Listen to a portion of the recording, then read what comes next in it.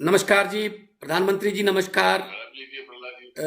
राजनाथ सिंह जी हमारे defence minister, और मेघवाल जी, प्रहलाद जोशी जी, सिंह हम भगवंत मान, member of parliament from Lok Sabha Sangrur से, पंजाब से। तो बड़ा सबसे पहले आपका बहुत धन्यवाद कि आपने सभी दलों की मीटिंग में सभी को बराबर का मौका मिल रहा है बोलने का।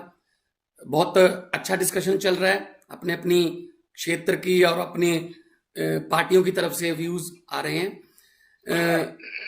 सबसे जो ऑलमोस्ट सभी वक्ताओं ने इस बात को प्रेफर किया है, इस बात का जिक्र किया है, जो खेती के कानूनों का जो आंदोलन है किसानों का, वो बहुत जन आंदोलन बन चुका है। और 26 जनवरी को जो लाल किला पर हुआ, उन्होंने डिफेम करने की कोशिश की। और मैं क्योंकि राजनाथ जी आप जय जवान और जय किसान का प्रॉपर, मैं कहता हूं, रिप्रेजेंट करते हैं। जवानों के डिफेंस मिनिस्टर हैं और खुद किसान परिवार से आप आते हैं।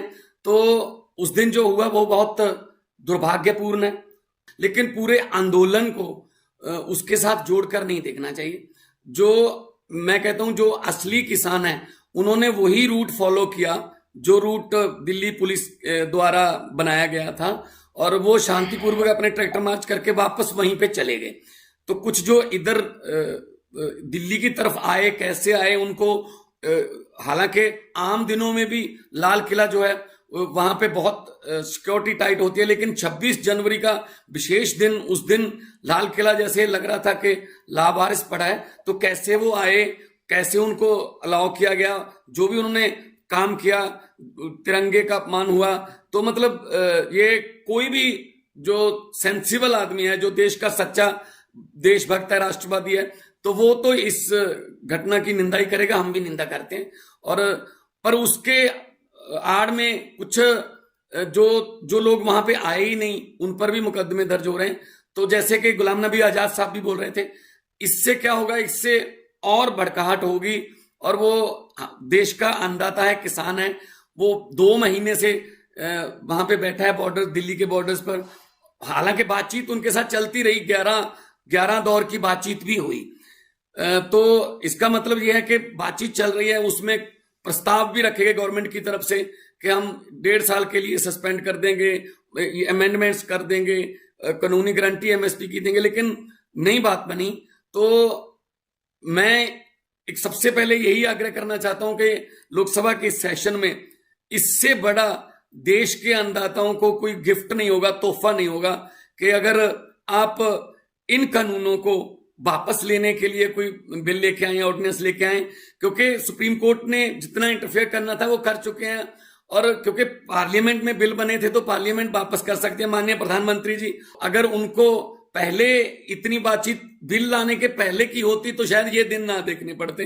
लेकिन अब अगर जो है उनके मन में ये है कि इससे हमारा नुकसान हो रहा है, तो आप कृपया इन तीनों कृषि कानूनों को वापस लेने का बिल लाकर, इससे बड़ा कोई तोहफा नहीं होगा। क्योंकि वो ट्रैक्टर जिनका मुंह अब दिल्ली की तरफ है, उनका मुंह अपने अपने खेतों की तरफ हो सकता है, वापस जा सकते हैं। वो आपके एक छोटे से इतनी सहानुभूति अगर आप दिखाएं, अपने भारत देश का नाम भी इस बात से रोशन होगा कि हाँ, वहां वाकई लोकतंत्र है। अगर लोगों को कोई कानून पसंद नहीं है तो सरकार उसका संज्ञान लेती है।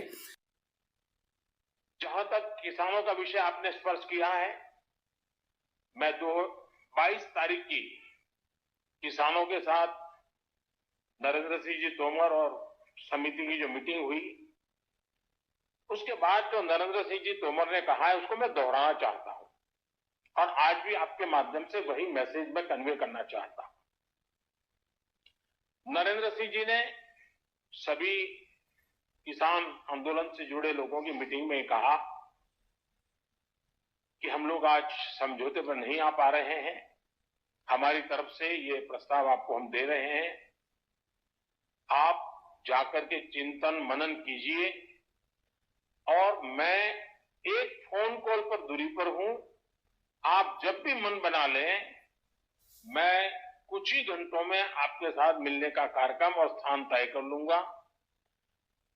भारत सरकार का वो प्रस्ताव आज भी वैसे का वैसा खड़ा है।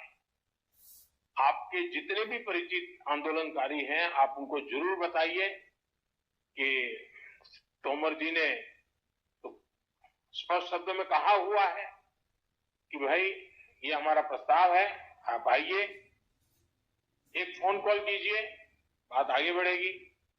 और मुझे विश्वास है कि आप सब भी चाहते हैं कि बातचीत से इसका समाधान निकलना चाहिए, और सरकार भी लगातार प्रयास कर रही है कि इसका समाधान बातचीत से होना चाहिए।